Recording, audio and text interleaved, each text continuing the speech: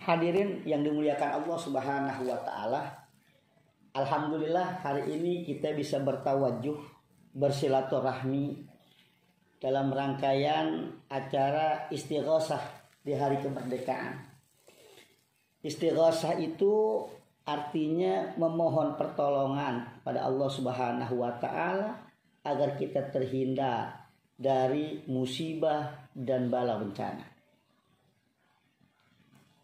Dalam istighosah itu pun termuat bahwa kita sadar bahwa kita banyak salah kepada Allah Subhanahu wa taala. Sehingga Allah menurunkan ujian kepada kita semua. Lalu kita memohon kepada Allah Subhanahu wa taala untuk dihindari dan keluar dari segala macam musibah. Ma'asyiral hadirin rahimakumullah. Memang sesungguhnya kita anak Adam tidak pernah lepas dari yang namanya dosa.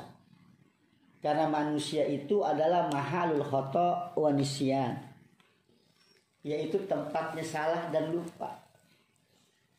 Namun gak boleh kita menempatkan kesalahan dan kelupaan itu menjadi sebuah kebiasaan kita sehari-hari. Oleh karena itu kita mesti beristighfar kepada Allah, memohon ampun kepada Allah Subhanahu wa ta'ala. Karena orang yang meminta ampun kepada Allah adalah sebaik-baiknya manusia.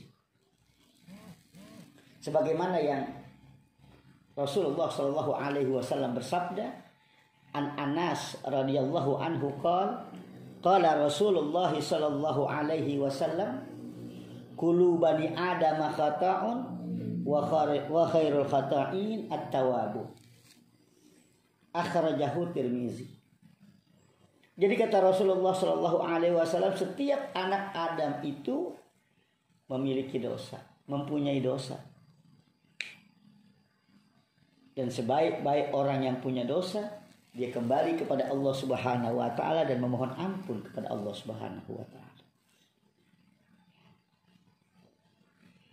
Ini pernah dikisahkan di zaman Nabi Musa alaihissalam.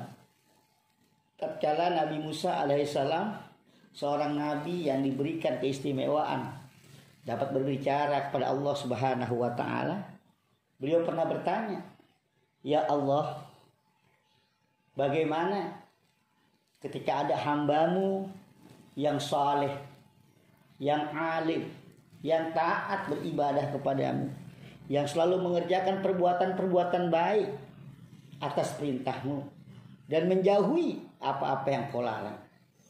Kalau dia berdoa kepadamu dengan ucapan ya Rabb, wahai Tuhanku, apa yang kau jawab?" Maka Allah pun menjawab, labbaika. Aku penuhi permintaannya. Aku turuti permohonannya. Aku penuhi panggilannya. Lalu Nabi Musa bertanya lagi, bagaimana kalau pelaku maksiat, orang yang berlumuran dosa, yang tidak pernah mengerjakan apa yang kau perintahkan, dan selalu berbuat maksiat, dia berdoa kepadamu dengan ucapan ya Rabb, apa yang kau katakan? Maka Allah pun mengatakan bahwa aku akan menjawab labbaika, labbaika, labbaika. Sebanyak 3 kali Allah menjawab. Artinya aku penuhi, aku turuti, aku jamin permohonannya aku kabulkan, kata Allah Subhanahu wa taala.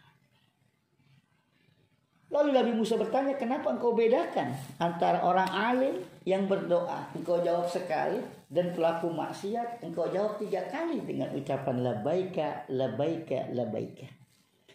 Maka Allah Subhanahu wa ta'ala menjawab bahwa ada banyak orang yang ahli ibadah kepadaku, katanya, ketika dia memanggilku dan memohon pertolongan kepadaku, mereka masih berharap dengan amal-amal yang mereka perbuat.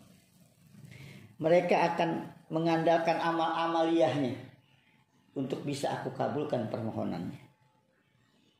Akan tetapi orang-orang pelaku maksiat itu ketika dia memohon kepadaku, dia memanggilku, maka tidak ada harapan yang dia punya kecuali harapan dariku untuk diampuni segala dosa-dosanya.